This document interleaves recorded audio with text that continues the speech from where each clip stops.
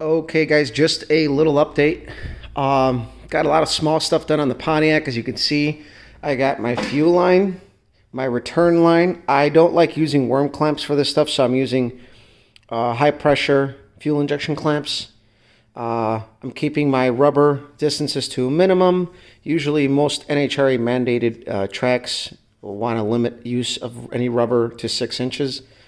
I got a bidirectional fuel filter from Edelbrock.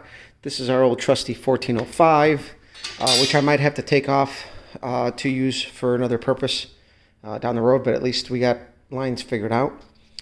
The GMB water pump, partial review on that, fit really, really good. It actually fit better than the flow cooler one I put on my Cutlass, which we took out for a drive today. I took it out for about an hour and 20 minutes, just country roads around town, and man, she's running really good. So as you can see, there's still remnants of the old orange paint, mainly on the bolts, but whatever, that's cool. I'm not going to let it bug me. But our power steering, I need to replace the belt. The belt has a big ass crack in it, but the accessory drive went on really good. I put the distributor in, engine set to TDC, spark plugs are in. Pretty much on the engine stuff, we're pretty much all set. I need to buy a couple of bolts here because I just got Allen heads for that, just for now to hold it in place. And yeah, I mean, I redid that brake line that I told you guys about. I had to reroute because of the headers.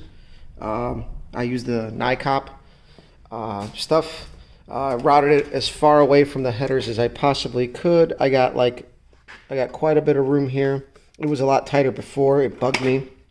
Never had issues, but still would like to. And I routed it on the other side of the frame up into the proportioning valve because I don't know if you guys can tell. Let me see if I can turn on my flash. There you go. You can see that header, that primary tube is really, really close, if not almost touching on the cross member. I may have to stick a porta power in there and push it out. So as far as that all goes, we're pretty much all set. I need to drill and tap this because this got stripped out. The EGR, I have a block off for that I made. And I'll show you guys, I got a new air filter. And I sold the Kregers. That worked out really good. Guy called me last minute, Friday night, after I made the last video. And he said, yeah, I'll meet you up over where you want to meet up. I kind of helped him out and drove a little bit out of my way. Got that sold. Sold the spikes from the Cutlass. And with that money, we were able to buy brand new tires. Now, the wheels that I really want are on back order due to the COVID-19. They do come from overseas. And they were definitely in our price range to make everything work with the money. I literally had enough to cover the cost of the parts, and then I had to pay for tax out of pocket, which tax was going to be like $80. But I have these slot mags that I love. They're 15 by 7s, 510. It kind of sounded Australian there. But they're 15 by 7s, 5-on-5 bolt pattern. I'm going to put the 205/75 with a thin white wall on the front. I think that's going to be cool. I bought the tires from Coker. They're their low-end street tire. $60 a pop. Great tire. The reviews are great. And on the back, I'm going to keep it ghetto chic and go with a 15 by 8 chrome Chevy Rally. Obviously on the 5-on-5 bolt pattern. And that's just for now. I decided, you know what? The cost between, and this is kind of sad, the cost between a drag radial like from Nitto and a nice 275/60/15 is only like $25. So I talked with my wife. She was cool with driving on a drag radial. And I think the Nittos are going to work really good for this car. I mean, they worked on my car up until the low 12s. And I think with the suspension work I have now, they probably would work again if I got new ones. The ones that are on the Cutlass are worn out. So we're going to 275/60/15 Nitto drag radial on a chrome Chevy Rally in the back. We're going to use the slutty slots in the front. And I think from here during the week, I'm going to go ahead and rebuild my hinges. So that way next week I can put the core support, the radiator in, do my wiring, and really from there, there's not a whole lot left. What's going to hold us back is that, one, I got to order the booster. But my problem is I placed my order with Jegs. I'm waiting for the refund for that money because they placed the order, and I don't normally order from Jegs. So I didn't realize that in the product description it tells you if it's in stock. I'm used to Summit where they tell you on your order. Through Summit, it didn't tell me on the order until I got my final receipt emailed. My mistake. So either way, no big deal. I'm trying to find them locally cheap. If I can find regular Chevy Rallies, fucking awesome. If anybody out there watches and you guys are within like 50, 70 miles of the Chicagoland area, I am on the hunt for two 15x7 regular Steelies for a car on a 5-on-5 bolt pattern, or like a Chevy Rally. I don't want truck Steelies. They're totally different from the cars. I wouldn't mind a Chevy Rally that's been on a truck with a 5-lug bolt pattern because that's a 5-on-5. So 15x7 or 15x8 would be fine. If anybody's got something like that, I'm willing to spend $80 or something like that for a pair that, needs paint. I don't care as long as they're not bent. I can paint them. So either way, master cylinder booster is going to be on the list. Wiring. After I put the fenders on, I'm going to need to roll the car, so I'm waiting on wheels as well. And then the good thing is that the wheels are on back order. It made me think clear. We're going to need a drive shaft for the car. That's at like $375, $380. Yes, I'm going to use the same shop I used in the past with the olds, which I'm not happy about, but they are local. They are still working, and it works out.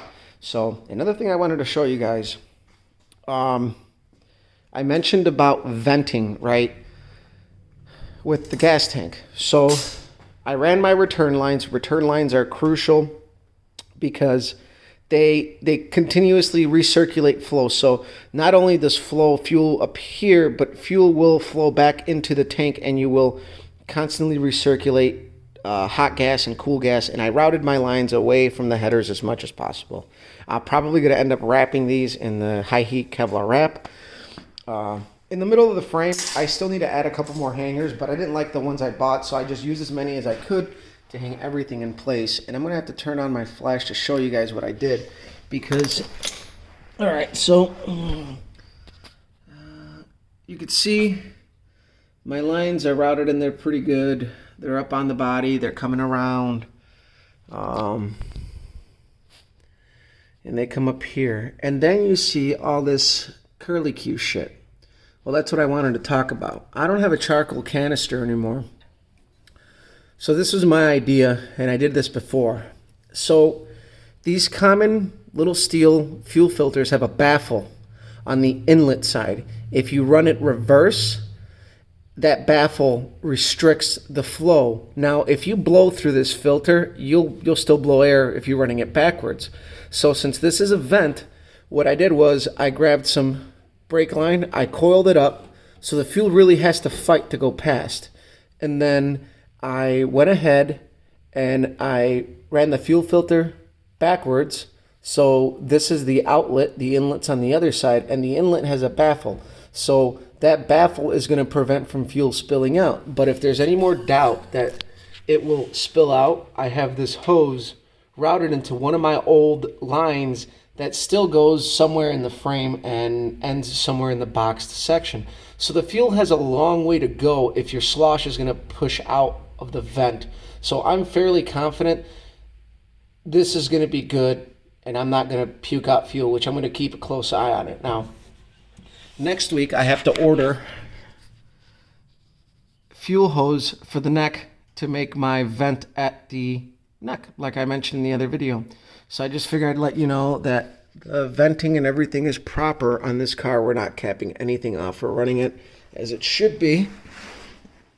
And when I ran my EFI on there, I had the return, I had the vent, and I was still casually getting spit back on random fill-ups, and it wasn't at the top-off level. Like, some guy went above and beyond saying that you're going to get the same amount of spit back if you top off. I'm like, this isn't a top off. This is putting $5 on like a quarter tank. You're $2 in and it'll go right out at you because you're pressurizing the tank. The modern pumps are really fast. And even on like my old Durango, on my 2000, the evap system was crap on that thing after 20 years, and I would occasionally get spit back because it wasn't venting all the time due to shit in there. So this is what we got going on. I achieved my goals with this. Accessory drives on. Fuel lines are in. And again, these high pressure clamps are strictly for safety. On coolant, you can easily find coolant leaks, with the worm clamps. I'm not worried about that. But on fuel, with cars, play it safe. Also, it is summertime, guys. I cannot stress enough. Get yourself a nice little fire extinguisher to carry in the car. I have one in the Olds. That one's for the Bonneville. And, you see these videos where these guys get excited, they get a hard on to take their fucking car out, and it burns to the ground because they missed a fuel line. They had a short that they didn't catch or something, and next thing you know, their car's ablaze instantly. And the other thing, too, is, make it so that you can disconnect your battery real fast. Even with an underhood fire, there's always, I carry a wrench for my battery. It's a 10 millimeter nut driver, and even if there's a fire under the hood or something, if that area is not on fire, I can quickly disconnect my battery, and that goes a long way too, especially if you got like an electrical problem. I mean, at that point, stuff's on fire. But if you got a short, and you can't find it, disconnect your damn battery, but carry some tools. Carry a fire extinguisher. I drove the Olds this morning, no problems, no nothing. But you got to be safe, and if you got leaks, especially transmission fluid, address it. Transmission fluid is pretty damn flammable. Fuel is pretty damn flammable. Oil takes quite a bit, but it will catch fire. So thank you for watching. Subscribe, share, like. We're really moving along here, and hopefully we are still set for our finish date of mid-May. And if we're going to have a holdup, it's going to be with the drive shaft or something like that. But at that point, most of the car will be done. And I can tell you that our framework has helped significantly. So not to ramble on, because I already technically signed off, but before, I could bounce the end of the frame. Now I'm actually rattling the whole car, moving the front frame. So I'm pretty happy about the framework and everything. Everything's coming along nice. Just wanted to show you guys what we had going on this week, and that's pretty much all I did. And it's starting to look like a car again, and pretty happy about it. So again, as mentioned, share, like, subscribe. If there's questions or suggestions, I'm always open to that stuff. I've learned so much just by opening up my ears and bouncing ideas off of my friends. So thanks, guys.